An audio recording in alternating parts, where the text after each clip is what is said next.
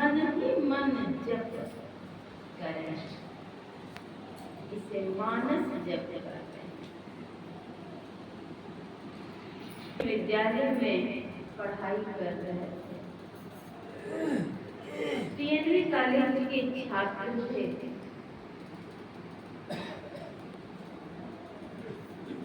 पारिवारिक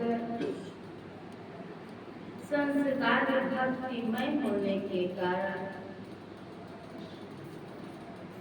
उनके अंतःकरण में चेतना जगी और वे महर्षि आश्रम घाट जाकर के दीक्षा ली।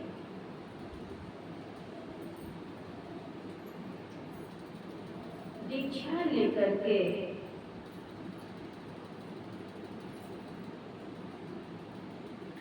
वे जप करने लगे, ध्यान करने लगे।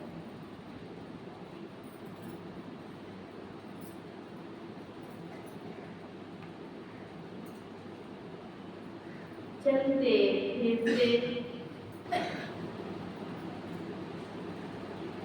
आदि कार्य करते हुए, पढ़ाई करते हुए उन्होंने जप किया और जप अत्यधिक किए। इतना जप किए कि उन्हें सिद्धि मिल गई। जपात सिद्धि। जप कैसे करना चाहिए? मंत्र में मन रहे और मन में मंत्र रहे।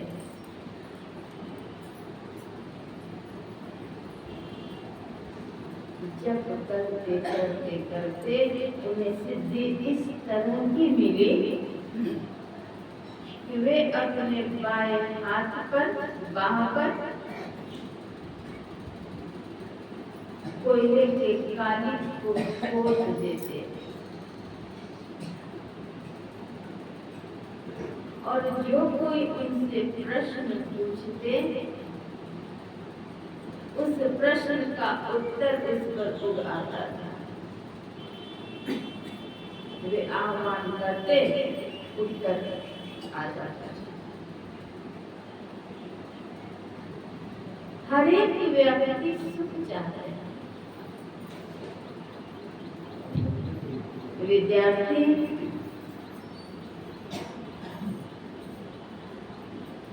चाहते हैं कि मैं अच्छे अंक से उत्तीर्ण हूँ। व्यापारी चाहते हैं कि व्यापार में घाटा न लगे।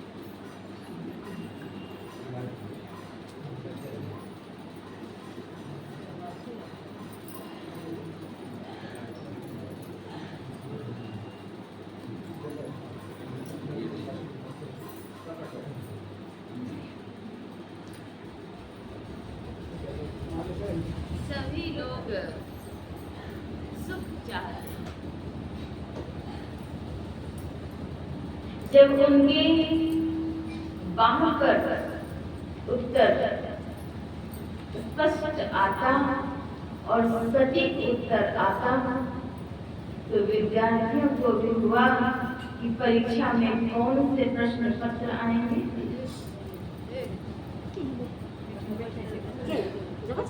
परीक्षा में मैं पास होऊंगा कि फेल होऊंगा।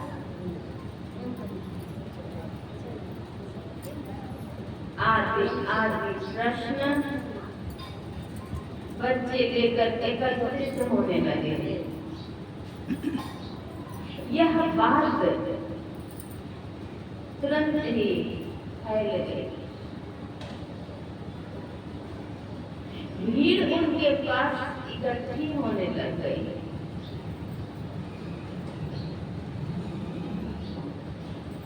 जो कोई उनसे प्रश्न पूछते वे बाह पर कालिख खोदते, उत्तर उग आता वे संतुष्ट हो जाते। कहा बहुत अचंभित बात है, कैसे हो?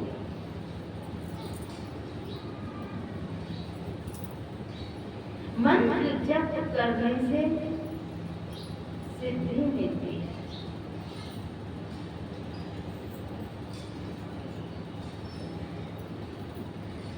एक बार बच्चे के अभिभावक आकर के सद्गुरु महर्षि मही परमहंस महाराज के चरणों में आकर उपस्थित होकर कहते हैं कि मेरा पुत्र फलाना ने इतना जप किया, सिद्धि मिली, और ऐसे ऐसे उत्तर बतलाते हैं। सद्गुरु महाराज कहते हैं कि संत मत की साधना दिखलावे के लिए नहीं की, चमत्कार दिखलाने के लिए नहीं है, साधना करके ऊंचाई को प्राप्त करने के लिए है, चमत्कार करने के लिए नहीं। लड़के को मना कर दीजिए।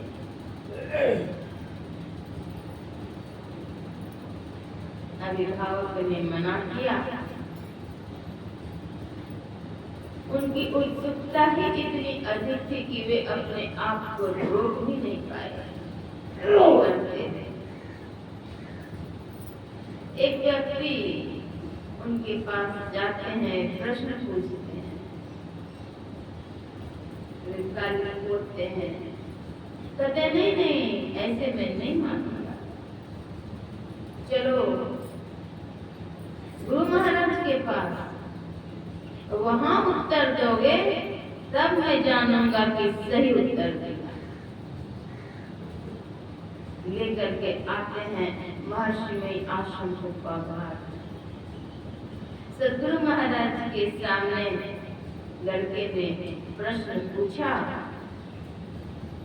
सिद्धि जिन्होंने प्राप्त की थी उन्होंने काली पोता, अब भी काली पोता का पोता ही रह गया। अर्थात जिनकी माया थी उनके सामने माया क्या दिखाएंगे, उन्होंने अपनी माया समेट ली। गुरु आज्ञा माने नहीं, गुरु ही लगावे दोष, गुरु निंदक जग में दुखी, कभी न पावे मोक्ष। गुरु आज्ञा नहीं मानेंगे, उल्लंघन करेंगे, क्या होगा?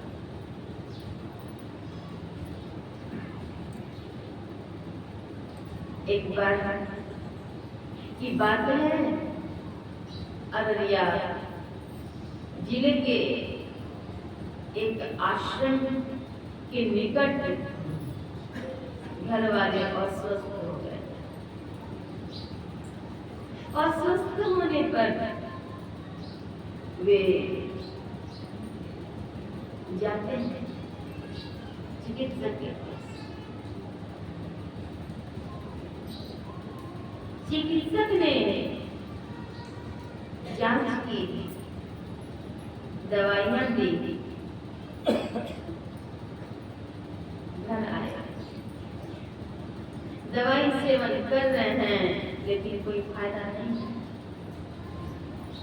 डॉक्टर के पास फिर जाते हैं, दोबारा तिबारा जा रहे हैं, डॉक्टर की दवाई से कोई लाभ नहीं मिल रहा है। कहा कि आपका घर तो ही आश्रम के सामने न है? कहते हैं हाँ। देखिए फलाना बाबू, आपको कोई बीमारी नहीं है, शरीर पूरा फूल पक गया था। डॉक्टर साहब ने कहा कि आपको कोई बीमारी नहीं है, आपका मैं बार-बार चेक करवाता हूँ। अब मैं कौन सी दवाई आपको लिखूं? मैं तो मल्टीविटामिन दिया। अब एक बात आप बतलाइए कि आप आश्रम के आसपास में ही हैं, आप क्या कुछ गड़बड़ कर रहे हैं? जिसके चलते आप आश्रम में आप कुछ गड़बड़ कर रहे हैं। डॉक्टर ने कहा कि डॉक्टर संत मत में दीक्षित नहीं है। प्रातः काल वे जब चाय पीने के लिए उत्सुक होते तो कहां से चाय में ढेला गिर जाता। रोज गिरता था। अगल बगल के लोगों से उन्होंने लड़ाई भी की कि आपके बाल बच्चे कोई डाल देते हो। कहा कि मेरे बच्चे तो अभी तक सोए हैं, हम लोग तो सोए हैं, सुबह सुबह आप में ढेला हम लोग क्यों गिराएंगे? दुश्मनी क्या है?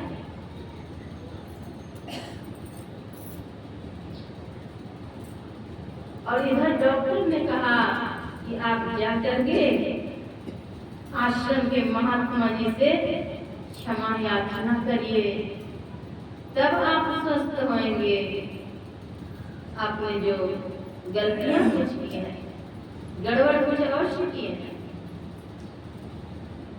अब आते हैं आश्रम और आश्रम आकर के उन महात्मा जी को प्रणाम करते हैं।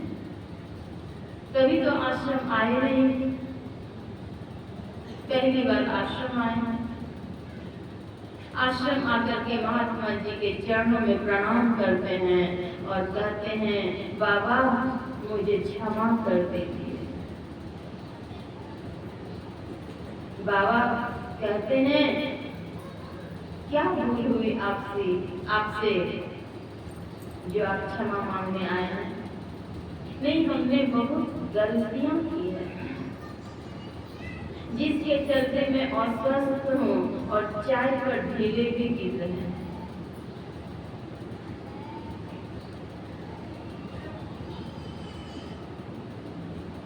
मुझे माफ कर दीजिए, गलती हो गई है मुझसे। महात्मा जी दयालु होते हैं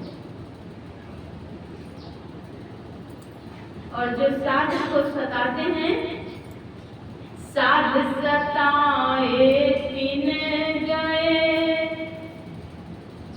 धन धन और वंश, ना मानो तो देखियो रावण को रव